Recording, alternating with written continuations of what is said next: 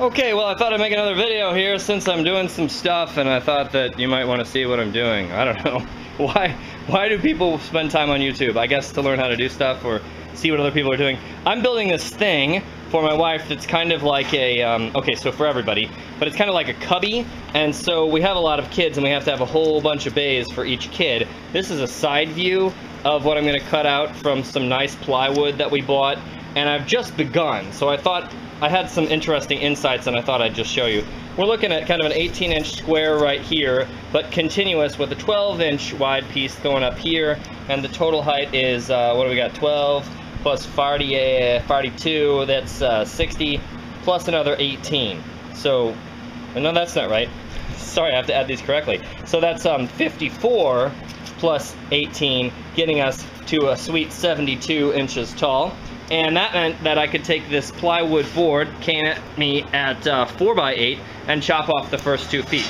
So that was super easy. There's the first 2 feet right there, which I'm going to use to make some of the top shelves. And then I just need to make these L-shaped things. So here's the first one. They're going to come out looking like that. So that's the base. That's where the bottom cubby is going to be. And then it goes up to there, which is just about my height. So you won't be able to see what's on the top unless you jump. And if you're my wife, you won't ever be able to see what's on the top unless she learns how to jump higher.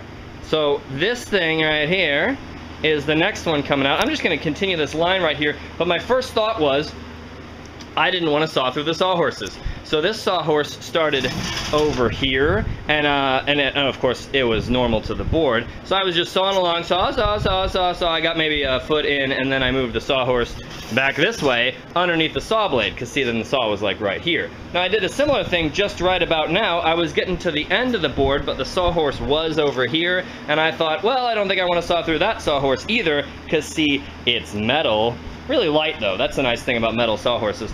But, you know, you really don't want to saw through them. So I moved it back behind the saw, and now I'm going to finish this cut. You might be wondering about this awesome contraption, which makes my $20 saw, but made in America. Check it out. Right there, it says Made in USA. You can't see it, but it really does say Made in USA right over that red thing right there. It's a skill saw from a while ago. Okay, so it's a $20 saw. It's pretty cheap, but I got a nice blade on there with a whole bunch of teeth for nice plywood cutting. Oh, by the way, I'm cutting up. I'm cutting up like that, you see, with the circular saw, and that means I've got my good face underneath. You want to see what the good face looks like? This is as good as it gets, sweeties. This is from, what, Home Depot or Lowe's, I don't even remember. But I think it's birch plywood, and it's really not that great. I mean, this is finish grade stuff, and look at the knots that they included there, and the darkness, heartwood I guess it is, or maybe it's just a stain from the branches. I don't know what's going on. It is not really nice wood, but we settled on a stain that I guess you'll see when I'm all finished, and we kind of think it's gonna be okay. We're gonna make something nice out of it. We'll see. Okay, but this thing here, this guy is a Kreg Rip-Cut. See that right there? Rip-Cut. And the idea here is that Kreg tool right there, what was it? Maybe $20 or $30. Makes this $20 saw act nice and play nice, kind of as if it were a $200 track saw. And you've probably seen those suckers advertised. I haven't used one of them, but I can say that this is actually a pretty slick, cheap solution. This guy just slides across it. Total setup time was something like 10 minutes. It was actually missing one of the set screws. But the idea here is you just set your saw into it, and these guys come over. These are part of the, they're not part of my saw, they're part of the Kreg Rip-Cut. And you screw this guy down and that guy down, and then you just adjust this set screw to grab the plate of the saw. And then that sucker's on a little bed of love right there, and she slides across the board. And I can get up to 24 inches. But my only issue here was, you see what I'm doing to this board? I'm gonna get 3 of my little L things out of each one of these boards, and I don't wanna be sliding across, I don't wanna be sliding against a cut line that I've made. So I had to kind of strategize to make sure that I was cutting everything that was in the middle and then come into the outside to make the final cut. So I'm gonna do another one of these, I guess. I think I need 6 total. Oh yeah, so you can figure out how many kids I have. I think I need 6 total of the L pieces, and so I'm gonna get 1 board chopped up to get me 3, and the next board to get me the other 6. And if I find anything interesting that I'm doing during this process, I'll film it.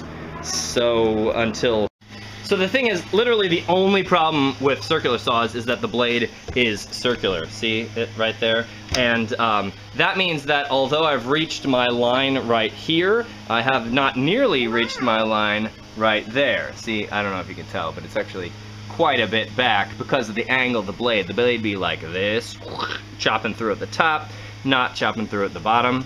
What did you want to know? You want to know why? Right. Well, the idea is that it just can't do a job with straight lines, and so I need to get out old trusty jigsaw.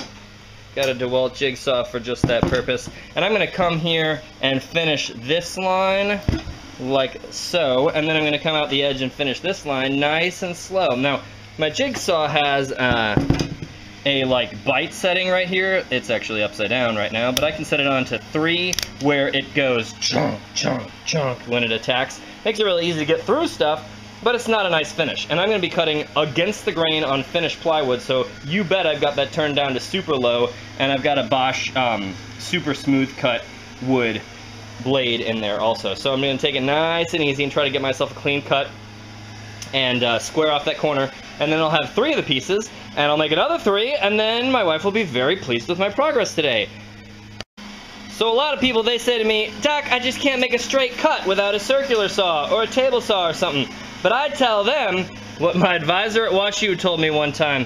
He says, listen, you want to make a straight line, cutting with a knife, painting, sawing, just don't have anything to drink that morning. Come in and take your time. Get it right. So you can see, that's what happened here. Nice straight cut, no problems at all, and maybe you guys drink a little bit less. You can make some straight cuts too.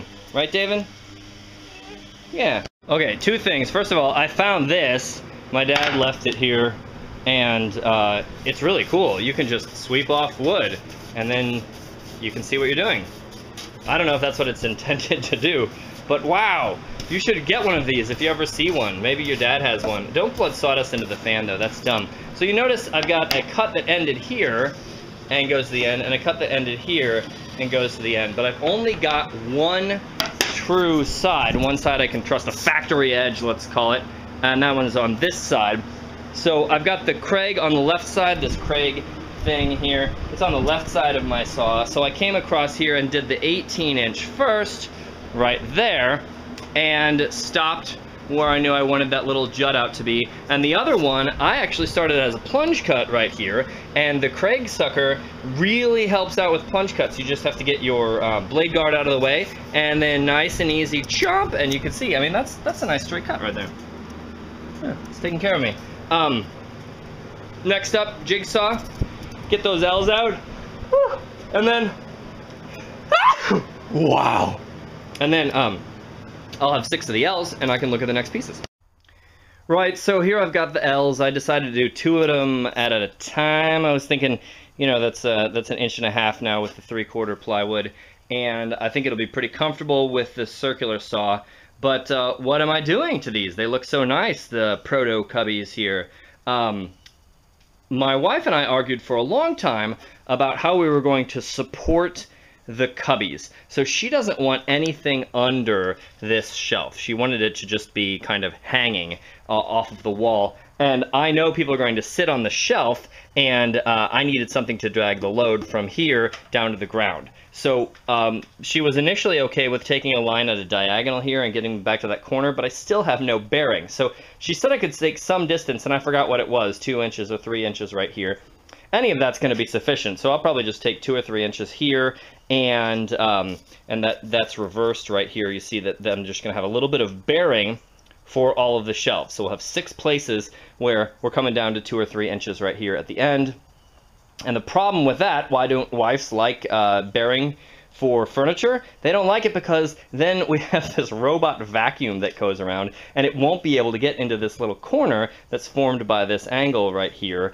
And she's going to have to, what, actually sweep it, or ask me to sweep it? And then I probably won't, because I'll be working on some woodwork in the garage or something. What?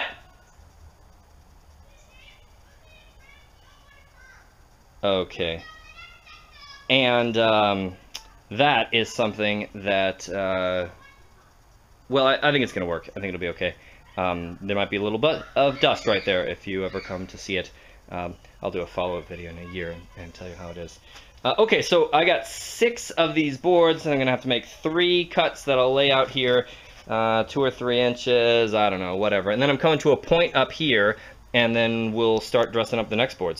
Okay, so I'm about to take the saw out so I can make that freehand cut, and it occurred to me that there's a lining up process whereby I set the 0 for the saw blade, and it's lined up. I don't want to do that again, so I'm going to take some marker, maybe Sharpie, and slap it in right here, and in the little peekaboo, and on the right side of the saw, so that I can line it up rapidly on the way back. What else was I going to say? Something else. I'll have to make the saw deeper. That's not what I was going to say. I think I'm going to go shopping for food.